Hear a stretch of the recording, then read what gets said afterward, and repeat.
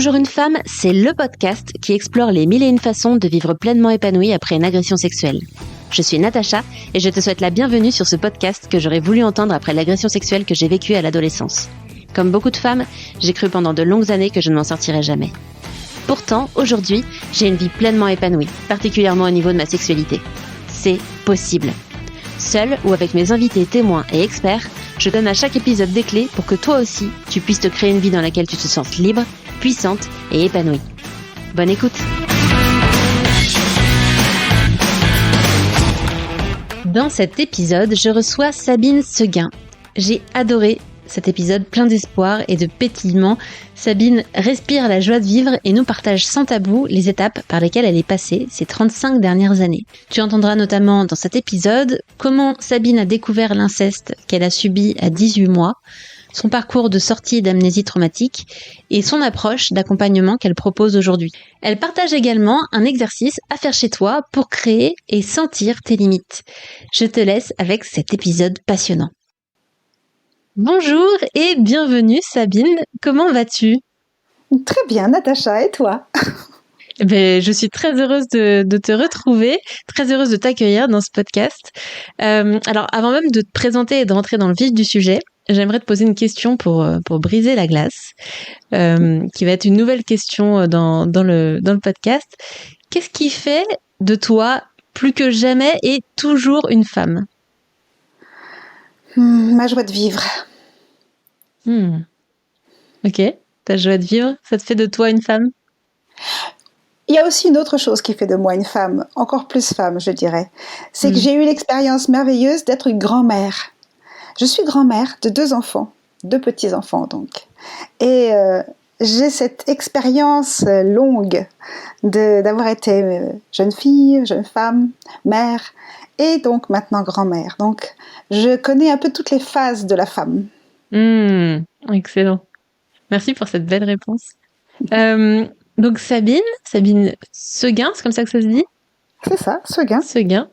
Tu es thérapeute psychocorporelle spécialisée dans l'accompagnement de personnes qui ont vécu des violences physiques, psychiques, sexuelles, avec une méthode que tu as mise au point. Tu formes d'ailleurs les thérapeutes à cette approche qui prend en compte l'esprit et le corps. On en parlera probablement tout à l'heure. Mais t'as pas toujours fait ça. Initialement, tu étais comédienne et professeure de théâtre, c'est ça ? Oui, j'ai fait ça. J'ai été mannequin, comédienne, professeure de théâtre et puis je me suis formée pour être thérapeute et je suis devenue formatrice. Du coup, ma première question qui me vient, c'est comment on passe de comédienne, professeure de théâtre à l'accompagnement de personnes qui ont vécu des agressions sexuelles ? Tout simplement parce que ça a été mon parcours personnel qui m'a amenée à ça.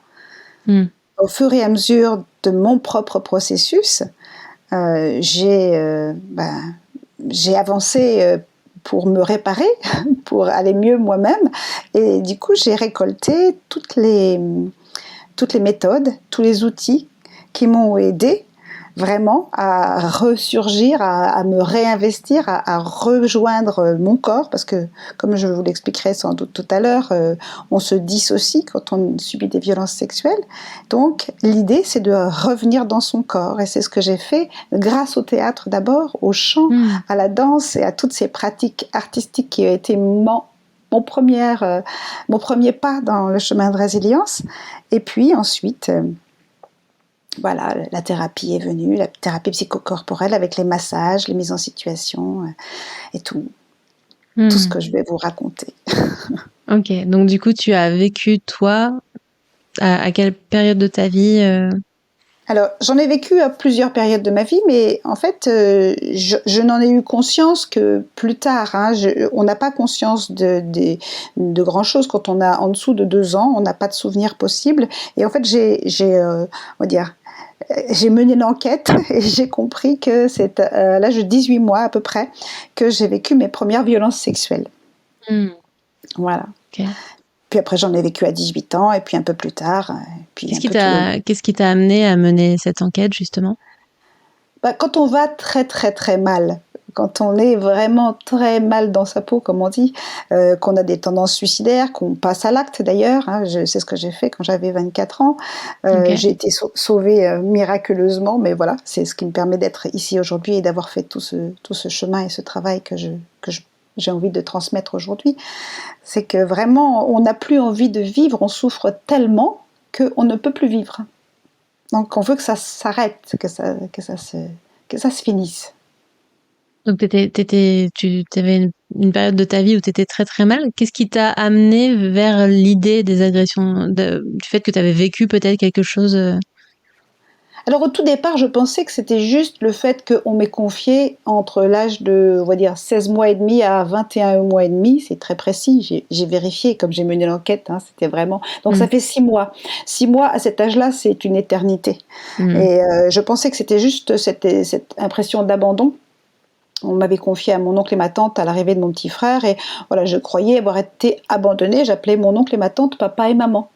Et en réalité, c'est cet oncle-là qui a abusé de moi. Et je l'ai compris bien plus tard, quand à 18 ans, au moment où je me suis mariée, la première fois que je me suis mariée, j'étais enceinte, j'avais 18 ans.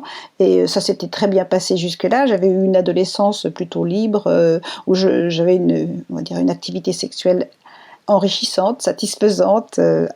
Et là, tout d'un coup, le jour de ma nuit de noces, enfin le soir de ma nuit de noces, là, je me suis retrouvée collée au plafond. Mais c'était pas le plaisir, c'était la dissociation. Et donc, c'est à partir de là que j'ai compris que il se passait quelque chose de bizarre. Et après, j'ai vécu 4 années un peu difficiles avec mon premier mari, puis j'ai commencé la thérapie pendant cette période-là, et en fait, de thérapie en thérapie, j'ai fait 20 ans de thérapie, on va dire, classique, même si ma thérapeute avait déjà dans son escarcelle, dans ses outils, la bioénergie qui est déjà un peu du psychocorporel, elle faisait de l'analyse transactionnelle, de la gestalt, ce qui était déjà bien dans les années 90. Et en fait, ça n'était pas suffisant. Mais c'est grâce à elle et le MDR que cette levée d'amnésie s'est produite. D'accord. T'avais quel âge à ce moment-là, du coup? En 2006. Donc, j'avais 43 ans. Mais en fait, j'avais réenterré, après cette séance ou ces séances de MDR, j'avais réenterré en fait la chose parce que c'était absolument pas possible à ce moment-là pour moi d'y faire face. Et c'est après une dizaine d'années supplémentaires de thérapie psychocorporelle que j'ai pu vraiment rejoindre et revivre et ressentir et accueillir ce que ça peut faire d'être violé quand on est si petit. Voilà. Du coup, tu disais que tu avais fait une tentative de suicide vers 24 ans, c'est ça? Oui, c'est ça. Donc, du coup, entre 24 ans et 46 ans où tu as eu cette première levée d'amnésie, t'étais toujours dans la souffrance? Comment ça s'est passé pour toi? En fait, j'ai avancé quand même dans la thérapie. On trouve un certain nombre de réponses, on trouve des outils, des ressources, et puis jusqu'à ce que je sois vraiment, on va dire, guérie. J'avais quand même toujours des accès, en tout cas des pensées noires, des envies suicidaires. Donc ça a été un peu long, oui. Pendant combien de temps du coup au final? Ça s'est raréfié, mais en fait, voilà, j'en avais de temps en temps, même jusqu'à, voilà, il n'y a pas très longtemps, il y a quelques années. Hein, j'ai vraiment mis 35 ans, plus de 35 ans à me sortir de cette situation, parce qu'en fait, c'est très compliqué, parce que l'amnésie post-traumatique recouvre ces faits, et du coup on en souffre sans savoir vraiment ce que c'est, et pour pouvoir aller chercher, rechercher, revenir en contact avec cette petite là, aller la rejoindre, ou plutôt voilà, me rejoindre à cet endroit là, il faut beaucoup travailler. Donc c'est pour ça que j'ai développé ces outils et cette méthode, même si elle est composée de plein de méthodes que j'ai apprises. On ne peut pas appeler ça vraiment une méthode, c'est juste, voilà, c'est un chemin de résilience. Je l'ai appelé parcours de résilience. Il y a les ateliers résilience, parce qu'en fait c'est composé de plein d'outils qui permettent de traverser tout ça beaucoup plus rapidement que ce que j'ai fait, moi. Oui, on a cette volonté de raccourcir le temps, pour les autres. Effectivement, je comprends tout à fait. C'est aussi mon parcours. Avant d'aller plus loin sur tout ça, tu parles d'amnésie traumatique, post-traumatique. Est-ce que tu saurais donner une définition pour les auditrices qui entendent peut-être ça pour la première fois? Oui, aujourd'hui on en entend beaucoup plus parler, heureusement, hein, on a fait beaucoup de progrès là-dessus. Il s'agit juste d'un phénomène dissociatif, en fait, qui permet à la personne qui vit un traumatisme important d'y survivre. Parce que le taux d'adrénaline et de cortisol sont tels lors d'un choc traumatique qu'on pourrait en mourir. Tout simplement. Donc, il y a une sorte de disjonction, ça disjoncte dans le cerveau et c'est le cerveau reptilien qui prend les commandes et qui dit non, ça va pas être supportable et toc, ni le cerveau limbique ni le cortex préfrontal ne peuvent finalement savoir, être au courant de ce qui se passe. Donc, c'est à la fois une anesthésie et aussi une impossibilité d'inscrire le souvenir. Voilà. Mais qui est quand même là quelque part. Bien sûr, il est dans le corps. Il est dans le corps. Toutes les sensations et émotions qui sont finalement les sensations et les émotions. Les émotions sont des sensations, hein, en fait. Hein. Quand on est joyeux, on voit bien qu'il y a vraiment une expansion, une diffusion d'une énergie magnifique, une chaleur.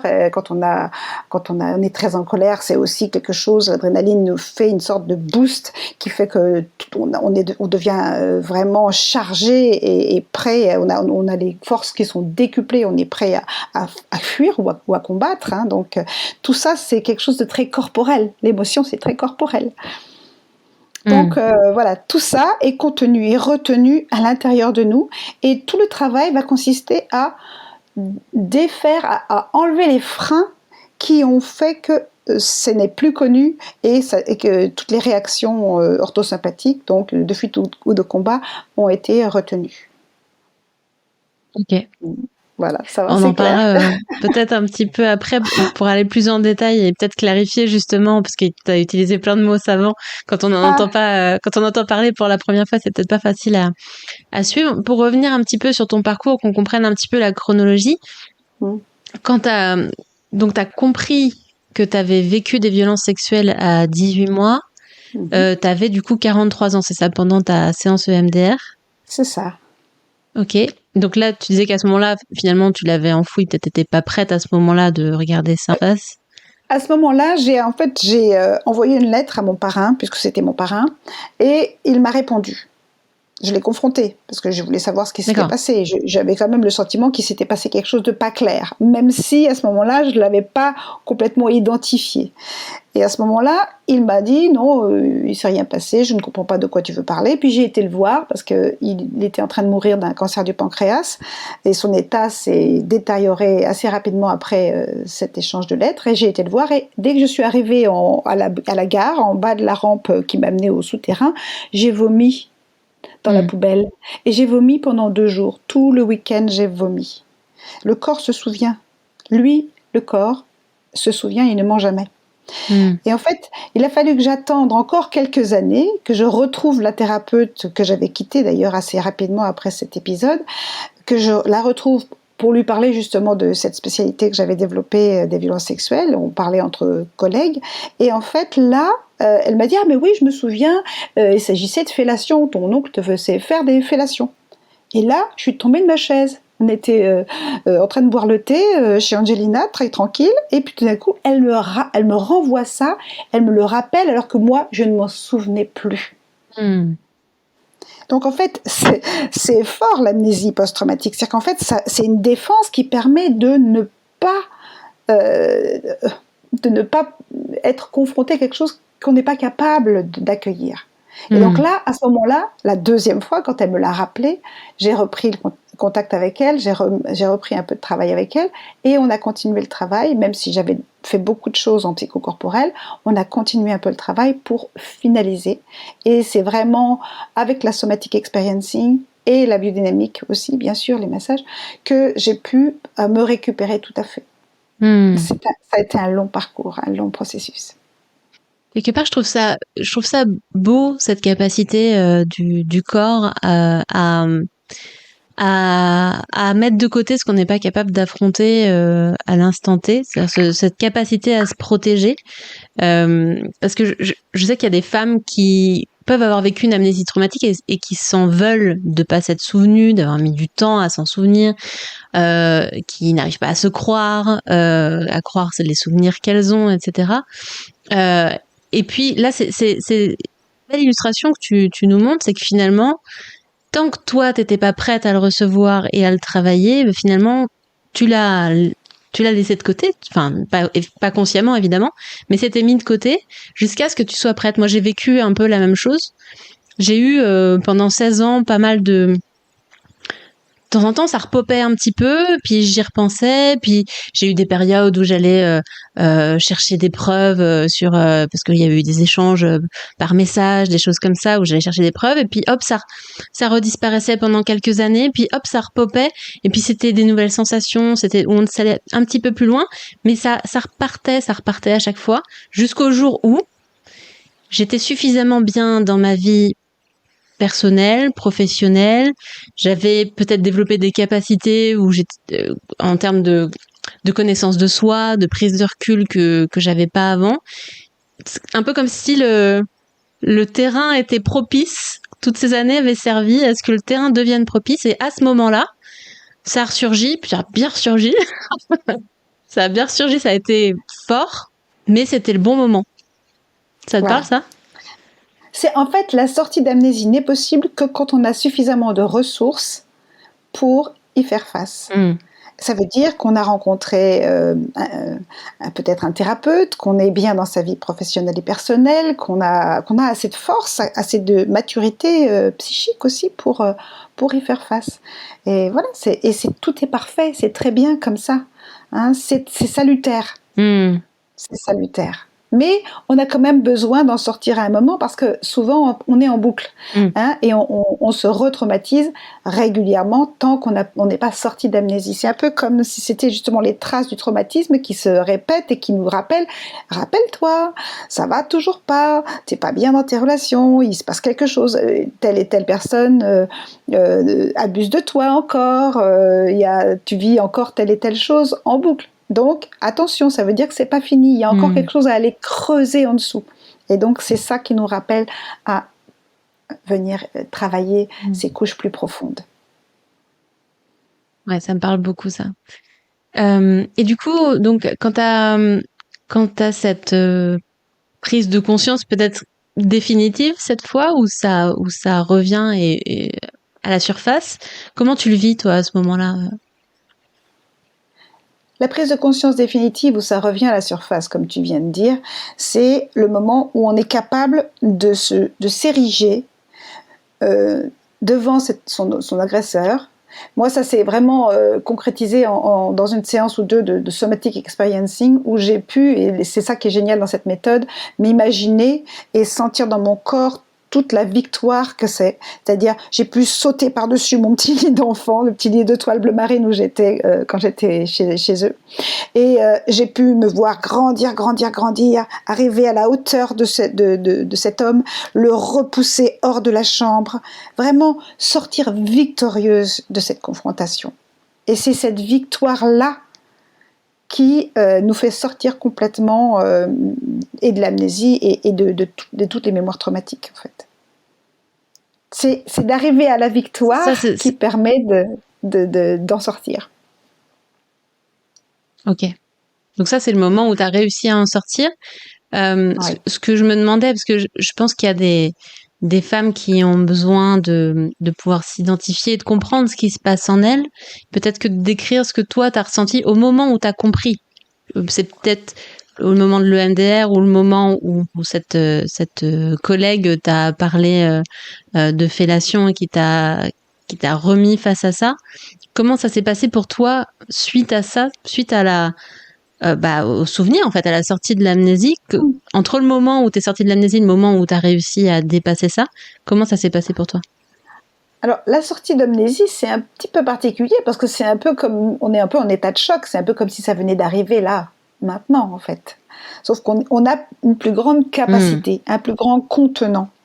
Et du coup, on ressent de l'horreur, de l'indignation, de l'injustice, d'une rage folle, un dégoût.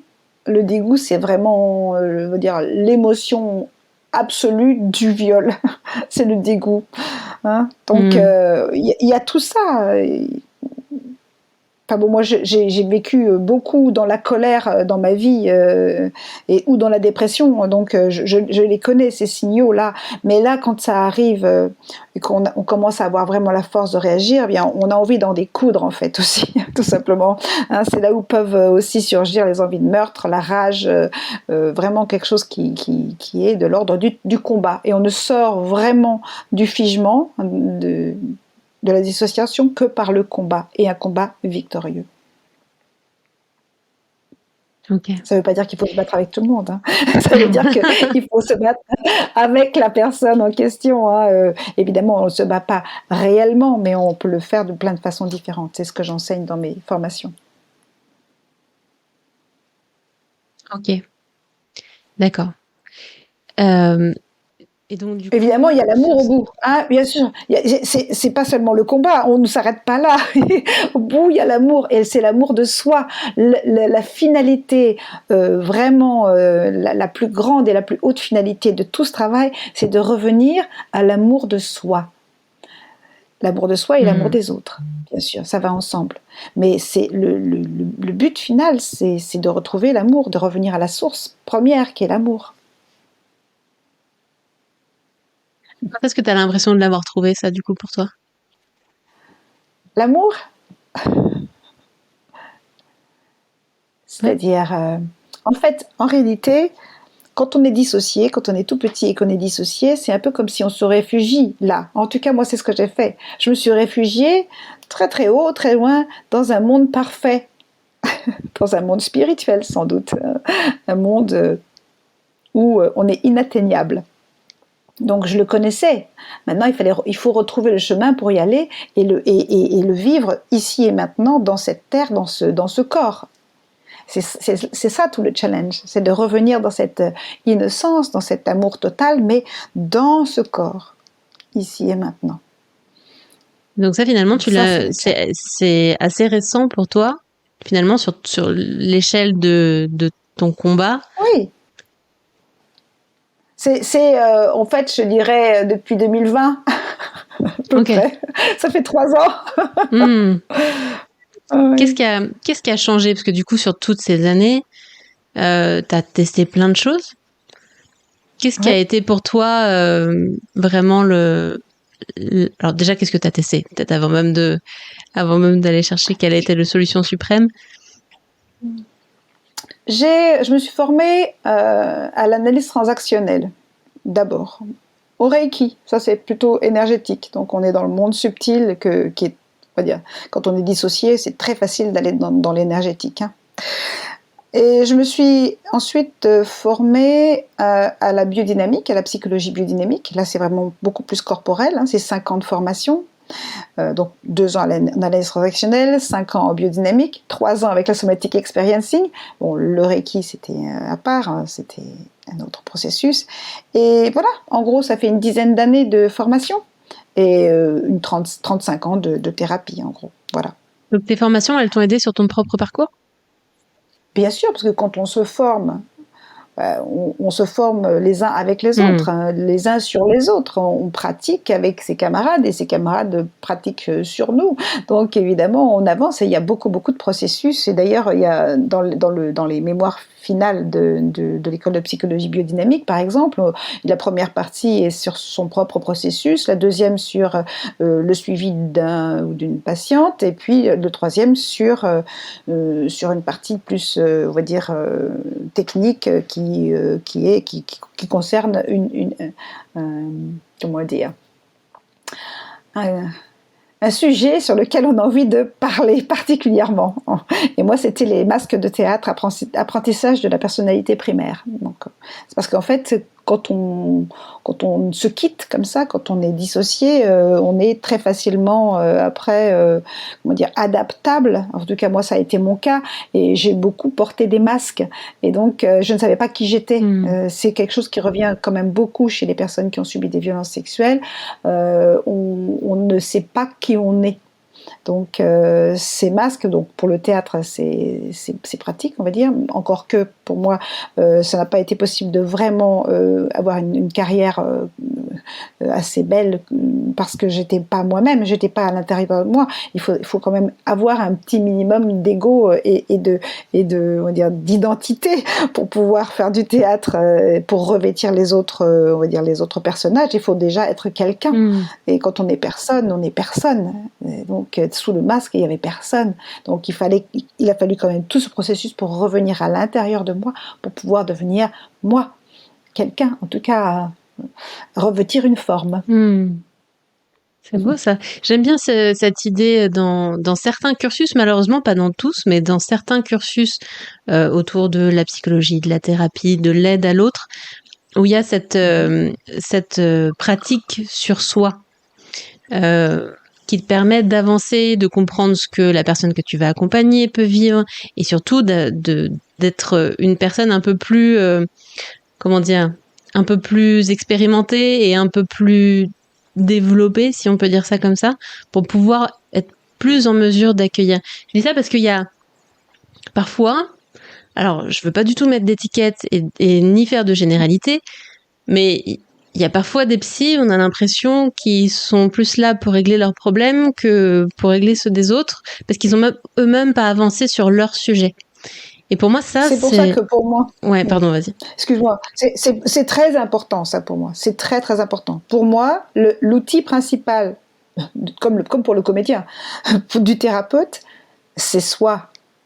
C'est tout ce qu'on a pu traverser soi-même. Si on n'a pas été jusqu'au bout de son travail, comment accompagner quelqu'un sur ce chemin? Je ne vois pas comment. Je te rejoins complètement. Et j'ai l'impression, alors peut-être je me trompe, mais qu'il y a, en tout cas, il y a des écoles ou des formations où il manque ça. Et je trouve ça assez dommage. Bon. C'est pour ça que mes formations sont expérientielles. On pratique les uns avec les autres et on fait la fin de son chemin, ou en tout cas, on traverse les étapes qu'on va faire traverser, on va faire passer, on va accompagner les personnes sur ce chemin-là. Il faut l'avoir soi-même arpenté. Oui, arpenter sans important. Vivre exactement la même chose, au moins on a une idée de à quoi ça ressemble, et c'est important de pouvoir se relier à ça au moment où on aide la personne qu'on accompagne, pas pour faire une projection, mais pour au moins être suffisamment en empathie pour comprendre ce qu'elle vit et adapter à ce qui se passe chez elle. Mais bon, l'empathie, ça c'est vraiment aussi un des signaux. Quand on a été dissocié, on est empathique de fait, puisqu'on est beaucoup à l'extérieur de soi, donc on est vraiment avec l'autre la plupart du temps. On est même parfois beaucoup plus avec l'autre qu'avec soi-même. Donc tout le chemin, ça va être de revenir à soi et de savoir ce qui est de l'autre et ce qui est de soi. De savoir reconnaître ce qui est de l'autre et ce qui est de soi. On a en fait une membrane poreuse, une membrane psychique poreuse. Donc il va falloir rétablir les limites et refaire faire une petite réflexion. On passe un petit peu d'enduit, là. On est un petit peu vraiment de retrouver les limites entre soi et l'autre. C'est ce qui permet après de rentrer en contact avec l'autre. Quand on refait les frontières, c'est ça qui permet de vraiment être en relation avec l'autre. Sinon, on ne sait plus qui est de soi, qui est de l'autre. Qu'est-ce qui est de soi, qu'est-ce qui est de l'autre. C'est hyper intéressant ça. Ok. J'avais jamais vu ça sous cet angle, la distinction. Donc pour toi, une personne qui a vécu un traumatisme, notamment dans les agressions sexuelles, j'imagine que ça vaut pour n'importe quel type de traumatisme, il va avoir du mal à distinguer qu'est-ce qui est soi, qu'est-ce qui est l'autre. Oui. Ok. Il est confondu, il est dans une sorte de fusion. Et ça, tu l'expliques comment ? D'ailleurs, il y a des personnes qui sont par exemple électrosensibles, ou il y a des personnes qui sont, quand ils rentrent en contact avec les autres, ils se sentent envahis très facilement, ou voilà, ils sont, comme on appelle ça, des éponges. Donc voilà, cette apparence finalement spongieuse de finalement l'interface avec l'autre, c'est parce que ça manque vraiment de distinguer et de redéfinir les frontières de la personne. Et c'est le premier thème sur lequel on travaille avec moi ou dans mes formations. Pour toi, quelqu'un qui se laisse imprégner des autres, c'est quelqu'un qui n'arrive pas à mettre des barrières claires entre lui et les autres. On peut se laisser imprégner si on veut, mais il faut avoir le choix. Oui, d'accord. C'est ça la difficulté, c'est d'avoir le choix. Si on a envie d'être en fusion amoureuse, mettons, avec quelqu'un et de vivre quelque chose de complètement fusionnel avec son amoureux, ben, formidable, on retrouve l'unité première, primordiale, on est dans l'amour, c'est superbe. Mais si on ne peut pas faire quoi que ce soit sans être, par exemple, aller dans le métro ou être au travail sans être envahi par l'autre, ça devient gênant. Oui, c'est la différence entre le faire en conscience et le subir, quoi. C'est la possibilité, c'est d'ouvrir le choix de pouvoir le faire. Ok. Le choix, c'est aussi un des thèmes principaux des violences sexuelles. Avoir le choix. Récupérer, retrouver la possibilité d'avoir le choix. Alors qu'on ne l'a pas eu quand on a été agressé. Effectivement, c'est un thème central. Du coup, qu'est-ce que ça a changé pour toi ? C'est quoi le avant-après ta transformation, ça t'a peut-être fait d'ailleurs en étapes. Qu'est-ce qui a évolué pour toi en fonction de ce que tu as travaillé ? Ce qui a évolué, justement, c'est déjà la possibilité d'être moi, l'apprentissage de la régulation du système nerveux. Ça, c'est super important. Par exemple, tout à l'heure, avant qu'on ne commence le podcast, j'ai eu des petits soucis techniques. Fut un temps, j'aurais disjoncté. J'aurais été complètement submergée. J'aurais été incapable de faire ce podcast. Incapable. Parce que mon système nerveux m'aurait vraiment mis en mode hors ligne, c'est-à-dire plus de cortex préfrontal, plus de possibilité de penser, juste un figement émotionnel et intellectuel, enfin un figement, peut-être même physiquement, j'aurais été complètement figée. Donc, apprendre à se réguler, c'est vraiment tout un truc. C'est simple, les outils sont extrêmement simples, maintenant ils sont connus. Donc, il faut juste savoir les connaître, savoir les utiliser et penser à les utiliser. Se connecter à une ressource, enfin, je ne vais pas les citer tous maintenant, il y a plein de gens qui les connaissent. Et puis, voilà, ça serait le sujet c'est le sujet du livre que je suis en train d'écrire en ce moment. Hein. C'est-à-dire, voilà, il y a énormément d'étapes qui sont nécessairement comment dire, à traverser, à passer pour pouvoir se retrouver dans un état juste pour être bien, quoi, tout simplement. Pour pas être tout le temps rattrapé par les mémoires traumatiques qui se repointent et qui se font passer pour du présent alors qu'elles sont passées. Du coup, est-ce que tu serais capable de nous donner une sorte de chronologie de ce qui a évolué pour toi au fil des années, au fil des solutions que tu as testées ? Alors, la chronologie. Ça fait partie aussi du résultat en général. On peut mettre sur le fil autobiographique et se situer d'un bout à l'autre de sa vie quand on a fini le chemin. Donc, quand j'ai commencé tout simplement la thérapie, j'avais 22 ans, là j'ai commencé à voir qu'une personne pouvait m'aider. Déjà, premièrement. Commencer à imaginer qu'une personne est en capacité et veut bien m'aider. Premièrement.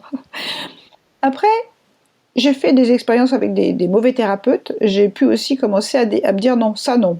J'ai été guidée vraiment de l'intérieur. Ça m'a dit non, avec ce thérapeute-là, non, ça marche pas. Quelque part, ça t'a appris à poser des limites sur ce qui était OK pour toi et pas ou pas. Et pas OK, exactement, oui. Bon, ça, on l'a tous plus ou moins, mais il y a besoin de faire confiance à ça. Si on a des signaux très clairs qui disent non, ça, c'est pas possible, il faut les écouter absolument, absolument. Après, voilà, il y a d'autres signaux qui sont des signaux trompeurs, qui sont dus aux mémoires traumatiques, et là, c'est un peu plus compliqué. Mais bon, on va pas rentrer dans ces détails-là. En tout cas, ce parcours avec ces mauvais thérapeutes t'a aidé à justement à te familiariser avec ça et à être capable de plus t'écouter, etc. Exactement. Après, j'ai rencontré ma première vraie thérapeute, je l'appelle comme ça. Et là, waouh, déjà, juste, c'était beau chez elle. J'avais envie d'y être. C'était lumineux, magnifique. Elle était douce. Elle m'a accueillie. Donc, l'accueil. Donc, l'accueil, ça, c'est aussi hyper important. L'accueil, c'est un des sujets super importants. Donc, elle a pu m'accueillir. Donc, j'ai pu commencer, moi aussi, à m'accueillir dans ces dimensions-là de mon être. La thérapie de groupe que j'ai fait avec elle m'a ouvert sur le fait que, en fait, j'étais tellement empathique, je sentais ce que l'autre sentait, alors que lui ne voulait pas le sentir, et plus et mieux que ce que moi je sentais à ce moment-là. C'était fou. Je me suis rendu compte de ce phénomène d'empathie. Et puis, après, quand j'ai approché justement toutes les techniques psychocorporelles, énergétique et psychocorporelle, là, je me suis rendu compte que, justement, je n'étais pas les autres n'étaient pas moi, donc j'ai commencé à me rassembler comme une personne distincte, même si je me dissociais régulièrement et je revenais, je me dissociais, je revenais. Donc là, au moins, je commençais à m'apercevoir que j'existais. J'étais pas encore tout à fait dans mes bottes, mais j'existais de temps en temps. Donc après, voilà, la thérapie psychocorporelle, surtout quand j'ai commencé aussi à pouvoir décharger la charge violente, à frapper sur des matelas avec des battes de baseball, avec mes poings, etc. Enfin, vraiment, ça m'a permis de voir comme j'étais puissante aussi, comme j'avais de la force, comme il y avait une force énorme. Mais je me suis rendu compte aussi, avec toutes ces décharges, qu'il y avait un petit peu trop, finalement, ça n'était pas résolutoire. Je frappais encore, mais en fait, ça ne résolvait rien. Et en réalité, c'est grâce au massage qui ont pu me redonner un contour, rien que juste de pouvoir revenir dans mon corps, c'était super important. Après, j'ai fait avec la somatic experiencing la dernière étape, c'est-à-dire en fait vraiment de pouvoir dans ce contexte particulier qui est justement une visualisation qui est reliée aux sensations physiques, de pouvoir vraiment vivre la victoire face au prédateur ou à l'agresseur, waouh, ça y est, enfin, voilà, j'ai gagné, c'est fini, la course est finie, j'ai gagné. Et ce qu'on gagne, c'est la présence, pouvoir être vraiment en soi, que sa présence puisse être vraiment définitivement ancrée dans le corps.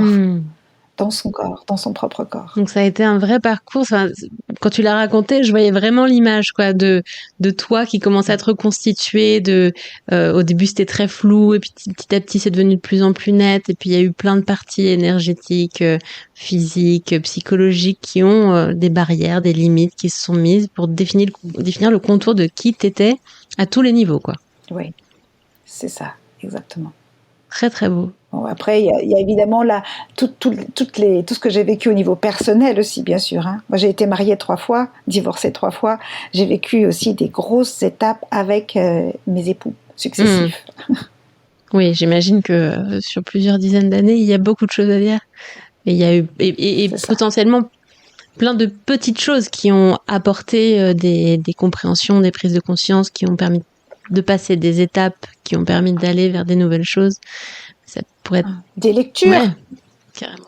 Des lectures, des rencontres. Moi, si j'avais pas rencontré Violaine Guérin, je sais pas où j'en serais aujourd'hui. Violaine Guérin, c'est elle qui m'a vraiment ouvert les portes de ce que ça veut dire de se reconstruire après les violences sexuelles.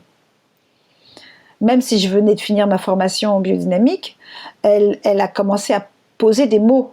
Et aussi, elle avait vraiment des thèmes importants dans ses ateliers, les ateliers d'escrime que j'ai co-animés avec elle et puis après que j'ai animé moi-même. La résilience par l'escrime, ça a été super important pour moi. Mais c'est là où je me suis aperçue que tous les outils que moi j'avais appris en biodynamique, je pourrais aussi en faire des ateliers réguliers et mensuels parce que tout le monde n'est pas en capacité de faire de l'escrime et puis il y a des choses sur lesquelles... voilà, je pense que le psychocorporel est beaucoup plus universel. Excellent. Voilà. Et du coup, comment tu vas aujourd'hui ? Je vais bien, je vais très bien. À quoi ça ressemble j'ai un peu chaud. À quoi ça ressemble une Sabine qui a reconstruit tout son être à tous les niveaux Bah, une femme heureuse, même si je suis seule, parce que je suis actuellement célibataire, je ne suis plus seule. Je suis avec moi, j'ai ma présence en moi. Et, c'est une bonne compagnie. Alors qu'avant, je me sentais toujours seule, même quand j'étais avec quelqu'un. Ok, ça c'est le plus gros changement pour toi finalement? Oui, je m'aime surtout. Je me déteste plus. Je ne déteste plus la vie. Je suis contente, j'ai hâte du lendemain, j'ai hâte du moment présent, j'ai hâte de vivre, d'être heureuse, quoi. Je suis bien. Chaque moment est une fête, voilà. Ce que tu disais au début qui faisait que tu étais toujours une femme, c'est cette joie de vivre qui te caractérise maintenant, du coup. Oui, et je crois que je peux mieux profiter de la beauté de la vie, vraiment. Euh, chaque, chaque instant, je peux me connecter, parce que j'ai appris aussi avec tout ce qui est justement de la régulation, de me connecter à la ressource. Et c'est en se connectant aux ressources, que ce soit chanter, danser, écrire, cueillir des fleurs, enfin tout ce qui prier, enfin me relier au tout, me relier à ce qui est au-dessus de nous. Ça, je peux le faire maintenant très tranquillement ici, comme je veux, quand je veux. Même si ça peut m'arriver d'avoir des petits coups de blues comme tout le monde, mais ça reste pas. Je sais tout de suite me reconnecter à quelque chose de bon qui me fait du bien.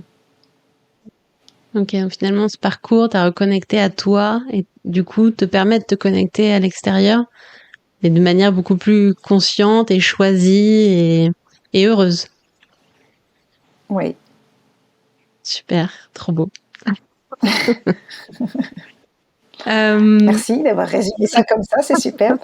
On est tous les miroirs les uns des autres. Moi, j'ai l'impression, je te fais miroir, tu me fais miroir. Enfin, on est tous les miroirs des uns des autres. C'est juste qu'on est une forme différente de la vie. Et c'est merveilleux. Moi, je m'émerveille toujours quand je te vois. Je trouve ça merveilleux ce que tu fais.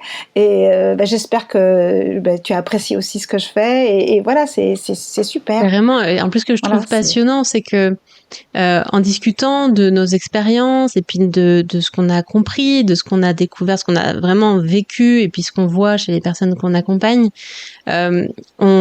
finalement on voit qu'on parle plus ou moins tous de la même chose, mais peut-être avec des mots différents, avec des approches différentes, qui sont hyper complémentaires et qui permettent, par effet miroir aussi, de relier des pièces que toi t'avais peut-être pas encore reliées par rapport à ta propre expérience.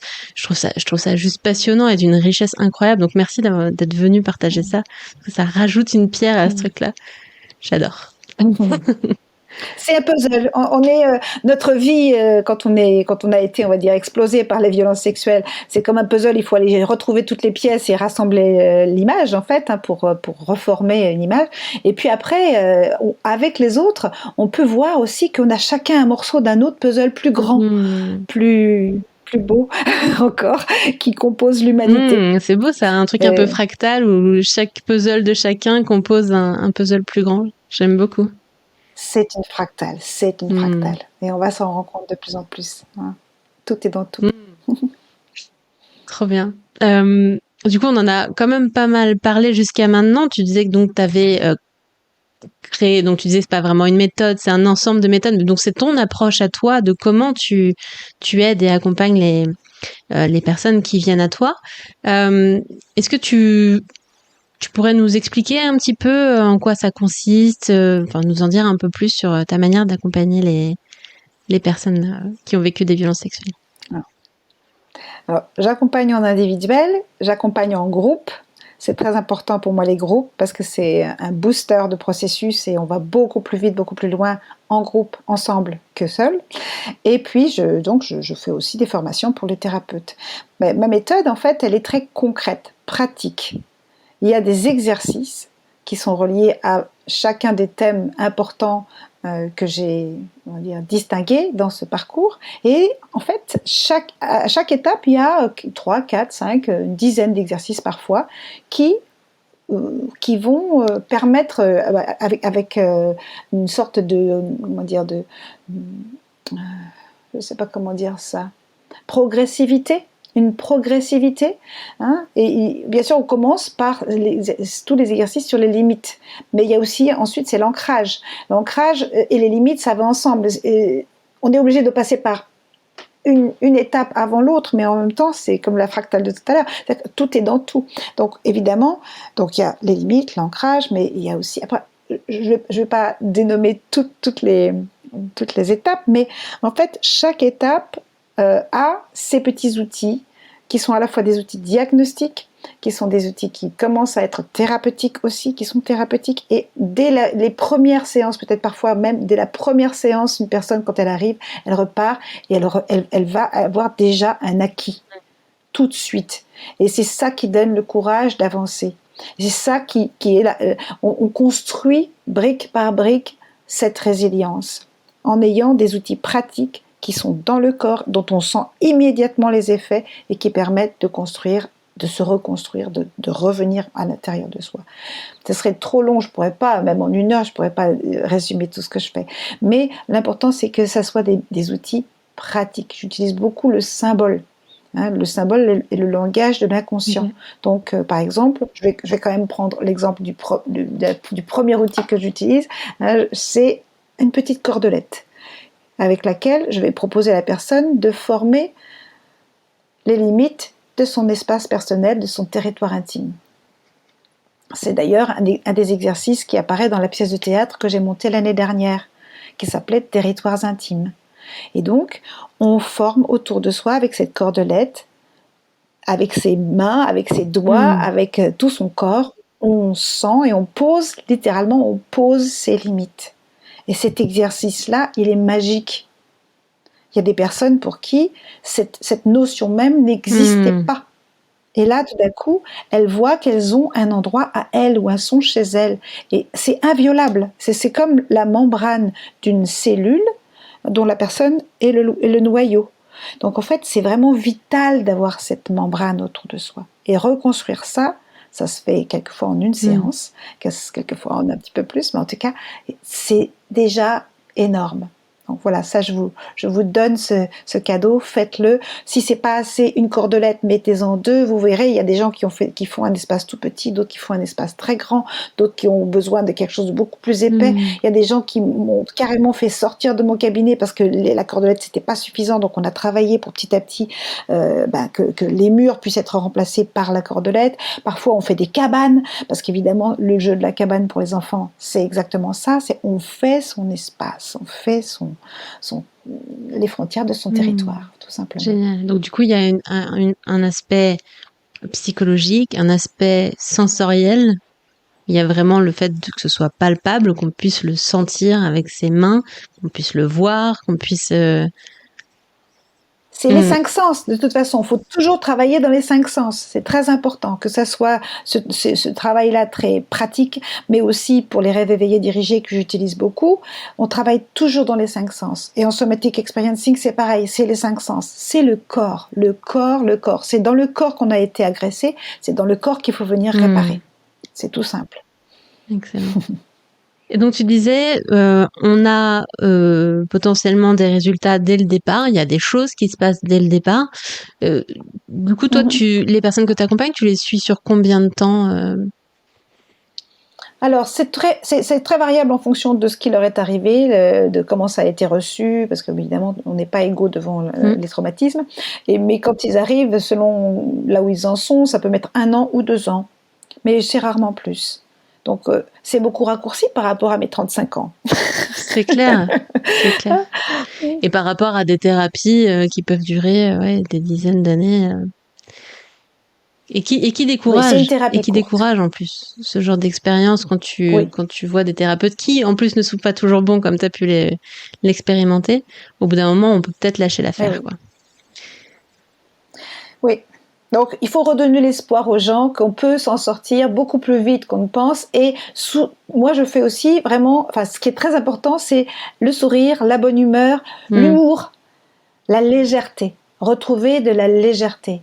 Hein. De toute façon, ce qui est arrivé, et ça peut paraître iconoclaste, mais c'est fini, c'est passé. Donc il faut juste renseigner le corps, lui dire au corps que c'est fini. Mais au niveau du système nerveux, il y a des trucs qui nous ramènent sans arrêt ces mémoires. Toc et toc, ça revient. Donc à un moment, il faut juste savoir converser avec le système nerveux. Et c'est cette conversation-là, beaucoup aussi de psychoéducation qui va permettre de remettre ces mémoires traumatiques dans le passé, de les archiver. Merci pour toutes ces explications. On arrive doucement à la fin de l'épisode. S'il y avait quelque chose à retenir de tout ce qu'on s'est dit jusqu'à maintenant, ou si tu voulais donner un conseil aux femmes qui nous écoutent, ce serait lequel ? Aller en thérapie. Déjà, aller en thérapie avec des bons thérapeutes bien formés. Et si il ne vous plaît pas, vous le quittez tout de suite, vous la quittez. Faites-vous confiance, c'est vous qui faites le travail. Vous êtes accompagné par des gens plus ou moins compétents, qui ont fait eux-mêmes plus ou moins le voyage, mais faites-vous confiance. Si vous ne le sentez pas, n'allez pas plus loin avec cette personne et cherchez, changez de thérapeute jusqu'à ce que vous trouviez la bonne personne pour vous. Et ça peut être par une technique ou par une autre, mais voilà, l'important c'est que ça vous convienne. Merci de préciser ça. Il y a un guide à l'intérieur de soi. Un guide à l'intérieur de soi qu'il faut vraiment écouter. C'est la vie qui a très envie de revenir totalement en vous. J'aime bien dire que finalement, on sait déjà tout. Les réponses, elles sont déjà là. Et le plus gros du travail, c'est d'aller écouter ça. Et je le précise très souvent, effectivement, quand je discute avec des gens qui demandent à se faire accompagner, j'insiste beaucoup là-dessus. Est-ce que tu sens que ça va le faire ? Est-ce que tu te sens bien avec moi ? C'est ok, en fait. Je peux pas correspondre à tout le monde. Il y a des énergies, il y a un feeling. Et à un moment, peut-être que c'est pas moi. C'est pas moi, et ça tombe très bien parce que je suis pas toute seule. Alors, on n'est pas assez nombreux à mon goût, mais je suis pas toute seule. Il y a d'autres gens qu'on peut aller voir, et c'est très bien. Et peut-être mon approche n'est pas la bonne pour toi, ou peut-être pas la bonne pour toi maintenant. Peut-être que plus tard, ce sera bon pour toi, peut-être jamais. Mais l'essentiel, effectivement, c'est juste d'avoir envie d'y aller et de se faire confiance. Merci de l'avoir rappelé parce que c'est hyper important.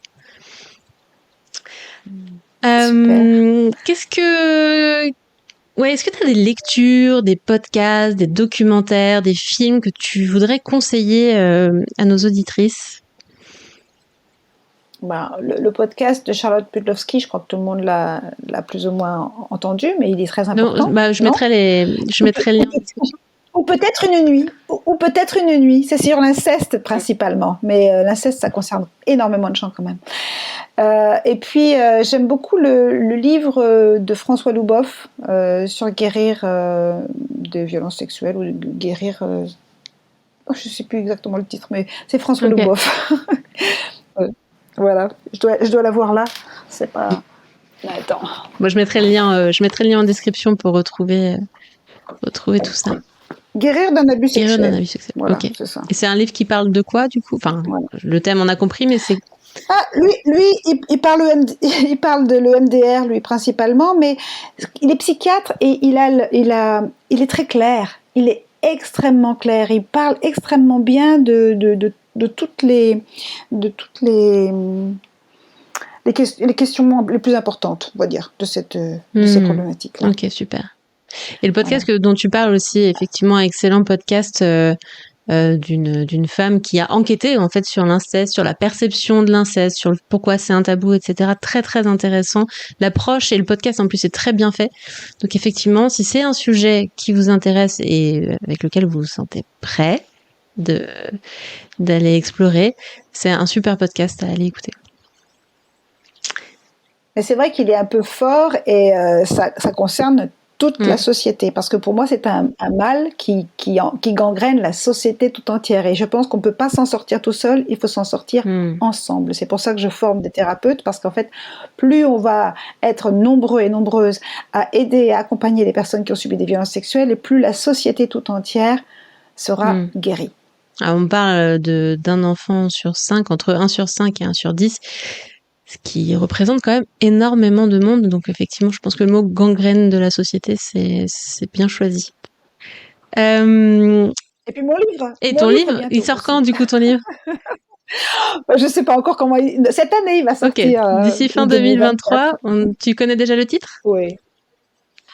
Ce sera Chemin de résilience, du corps-objet au corps conscient et libre. Ok, super. Et édité chez? Je ne sais pas encore. Pas encore, ok. Ça, c'est pas réglé encore. Ok, en tout cas, Non, il est en cours d'écriture et bientôt terminé. voilà. Apparaître bientôt. Oui. Super. Euh, Toujours une femme, c'est du coup un podcast qui parle des 1001 façons de se créer une vie épanouie après une agression sexuelle. Qui dans tes contacts tu voudrais inviter ici pour venir partager autour de ces sujets-là? Je ne sais pas. Je pense que François Louboff, on pourra l'inviter. François Leboeuf? Bah oui, peut-être. Ok, ça marche. Il est Je très note. bien.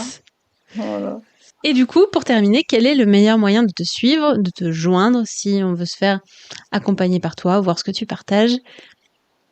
Alors, j'ai un sur LinkedIn, sur Instagram, sur Facebook et sur mon site, tout simplement. Ok, tout ça. Donc on mettra tous ces liens en description où vous pourrez retrouver Sabine Seguin. Merci beaucoup pour cet échange d'une richesse incroyable. Merci pour ton temps et pour ta franchise, tes partages, tout ça. C'était un super moment. Moi, j'ai passé un super moment en tout cas. Merci, moi aussi. Et à très bientôt. Merci à toi, Natacha. C'est la fin de cet épisode. Je te remercie pour ta chaleureuse écoute. Si tu veux être informé des prochains épisodes ou en savoir plus sur comment j'aide les femmes ayant vécu une agression sexuelle à se créer une vie dans laquelle elles se sentent libres, puissantes et épanouies, rejoins ma newsletter sur toujoursunefemme.fr/newsletter. Tu retrouveras le lien en description. Je t'envoie tout mon amour et à très bientôt.